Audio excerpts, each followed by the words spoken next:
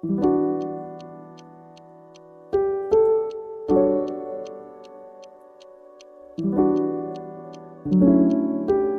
back to the Deep Dive.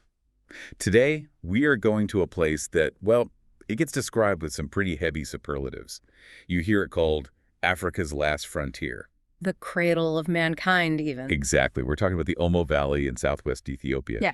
And if you look at the pictures we have here, you can see why. It is just breathtaking. It really is. I mean, visually, it's stunning. You have these ancient, isolated tribes, the Kara, the Hamar, the Bana, living in these landscapes that look like time just, forgot them. You see the intricate body paint, the scarification, the lip plates, and you think this is a world untouched by modernity.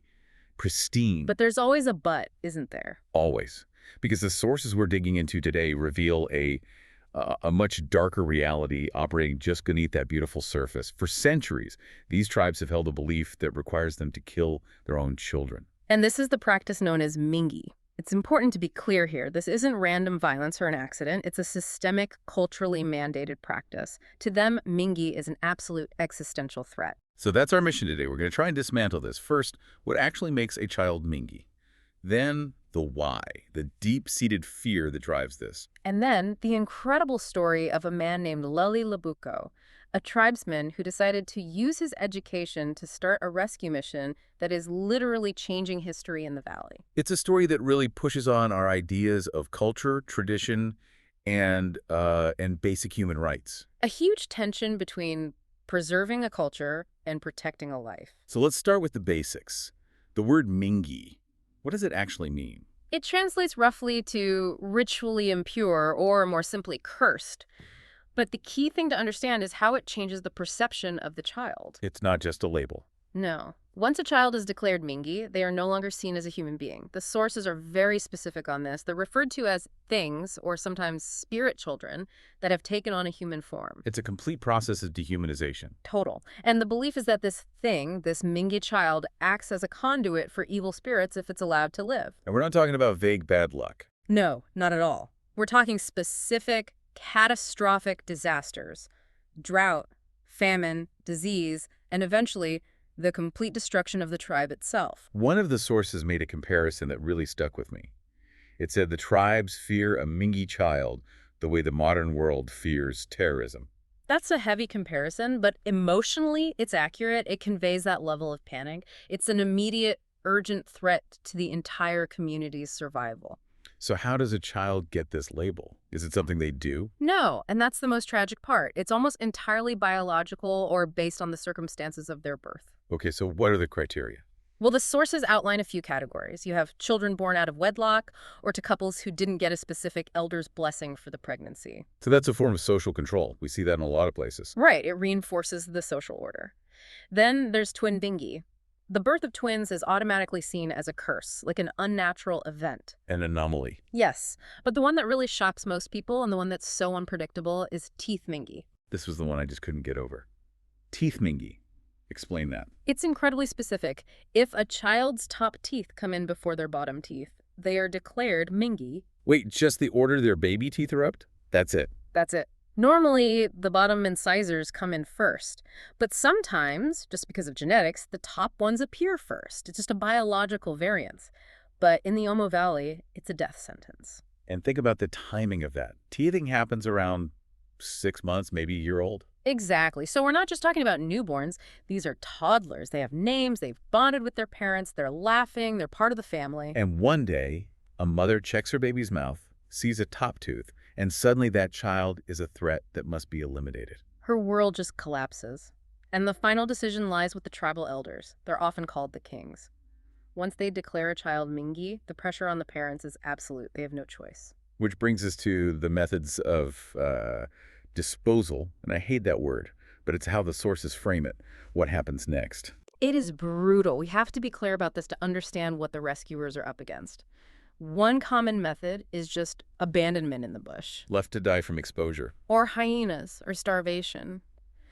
For the tribes near the river, like the Kara, they would often drown the child in the Omo River. Which, the sources note, is filled with crocodiles. Yes. There's also suffocation, where they would stuff the child's mouth with soil or sand until they stop breathing. It's just unimaginable to think of a mother doing this. But the sources make a really heartbreaking point about the mothers. They aren't monsters. No, absolutely not. That's a crucial distinction to make. One journalist compared them to mothers of fallen soldiers. They are grieving, they are devastated, but they genuinely believe they are sacrificing their child for the greater good. They believe that if they don't do this, everyone else will die. Their other children, their neighbors. It is fear, pure, unadulterated fear. And if you zoom out, some anthropologists have a theory about where this might have come from. A more pragmatic origin. Perhaps. I mean, this is a region with incredibly scarce resources. There are recurring droughts, famine, no modern contraception. So the theory is that Mingi might have begun as well, a bizarre form of population control. Environmental determinism wrapped in mythology. Precisely. You don't say, we can't afford to feed this child. You say, the spirits forbid this child. It makes the unbearable act somehow bearable for the community. That makes a grim kind of sense. Yeah. But this is where the story pivots. Enter La Lilabugo. Yes. Laley is a member of the Kara tribe, but unlike almost everyone else, his father insisted he get a modern education. And there were no schools nearby. Right? None. He had to walk something like 65 miles to a missionary school, so he's got a foot in both worlds, the traditional and the modern. And at age 15, he comes home from school for a break, and that's when Mingi becomes real for him. What did he see? He saw the elders taking away a 2-year-old girl from his neighborhood. She had just been declared teeth Mingi. He watched them drag her towards the river. Drown her. Yes. And he describes just being horrified, hearing the child crying and the mother screaming. He went to his own mother and asked why this was happening. And what did she say? She told him, "Don't cry. It is our culture. It protects us. One day, you will have to do this to your own children." That is just a chilling thing to hear from your mother. And it gets worse. Because in that same conversation, she told him a secret. That he wasn't her first child. He had 2 older sisters he had never known. Oh, wow. Both had been declared Mingi. Both were killed before he was born. So this wasn't abstract anymore. This was his family. Exactly. And that was the turning point. He realized his education gave him something nobody else had. The power, the perspective to challenge the elders. He made a vow to stop it. So how do you even start? You're the one teenager against centuries of tradition. Well, he was smart about it. He didn't just go in yelling that they were wrong. He created a strategy. He started an organization called Omo Child with a photographer, John Rowe, and they focused on negotiation. He made them an offer, right? He did. He went to the elders and essentially offered to take the curse upon himself. He said, "Give the cursed children to me. Let me be the river. Let me be the bush." Let me be the river. Yeah. That's an incredible line. He was saying, if there's a curse, let it fall on me. Precisely. If they bring evil, let the evil come to my house. You will be safe. And because he had outside support, he could physically remove the children and take them to a safe place. To a shelter. Yes, in a town called Jinka, far enough away to satisfy the elders. They built a home there, Omo Child, and today it houses over 50 rescued children. They get food, health care, and most importantly, an education. And this is where we get to the most, delicious irony in the whole story. It's amazing. These children who were declared worthless, cursed, not human, they're now becoming the most educated and capable members of their generation. The sources call them the new elite. They're going to university. They're becoming the doctors and teachers their communities desperately need. The kids they tried to throw away are now their best hope for the future. It's the ultimate vindication. But Lael didn't just want to rescue kids one by one. He wanted to end the practice. And in 2012, with his own tribe, the Kara, something incredible happened. This is the big turning point. He'd spent years lobbying the elders. Years. He used logic, he used passion, he used the example of the healthy, thriving rescued kids. And finally, in July 2012, the Kara elders agreed to hold a ceremony to officially ban Mingi. And the sources paint this as a very cinematic moment. It really is. The elders gathered, they sacrificed an animal to nature, basically asking for forgiveness for stopping the killings. They were terrified. They genuinely believed a drought would strike them down. They were waiting for the spirits to punish them. They were. And then about 5 minutes after the ceremony ended, Here it comes. a huge dust storm kicks up out of nowhere, a tornado appears on the horizon, and the sky just opens up. It starts pouring rain. Heavy rain in a drought-prone region. Right after they agreed to stop killing children, the elders didn't see it as anger. They saw it as a blessing, as the spirit saying, "We accept this." You could not write a better scene. Hmm. So the Kara tribe officially ended the practice. They did. Today, the Kara people keep their children. That cultural paradigm has shifted completely. That's a huge victory. But the Kara-Pour are a small tribe, relatively speaking, maybe a few thousand people. And that's the ongoing struggle. The neighboring tribes, the Hamar and the Bana, have a combined population of around 250,000 people. And among them, Mingi is still practiced. Secretly. Yes, because the government has made it illegal, it's all gone underground. The estimates are that 200 to 300 children are still killed every year. And this creates that impossible conflict. The government says, it's murder, we'll arrest you. The tribe says, it's tradition, you'll be an outcast if you don't. It's what the sources call the impossible choice for mothers.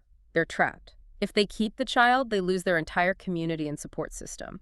If they follow the tribe, they risk going to prison. So arresting the mothers doesn't solve the root problem. Not at all. You can't arrest a superstition. You have to replace the fear with knowledge. Which brings it all back to education. That's the long game here. It's the only game that works. Omo Child is building boarding schools.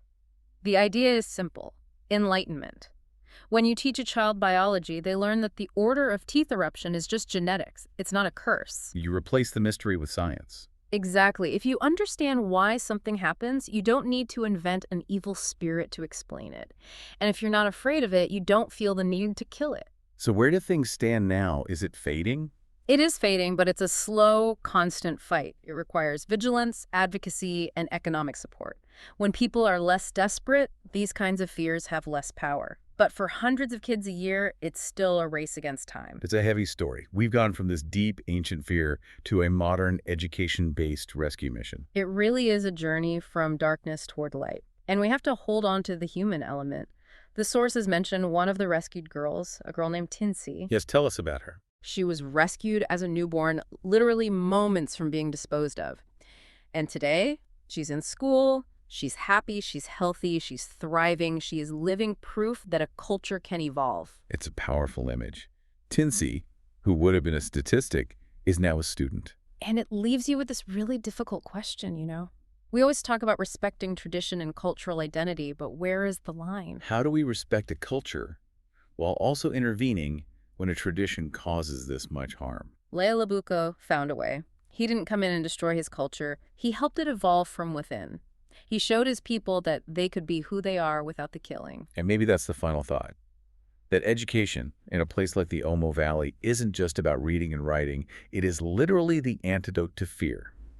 Well said. And that brings us to the end of this deep dive. It's a story that really sticks with you. The beauty, the horror, and the incredible courage of people trying to make a change. It certainly puts a lot of things into perspective. It does. Thank you for listening, and we'll catch you on the next deep dive. Thank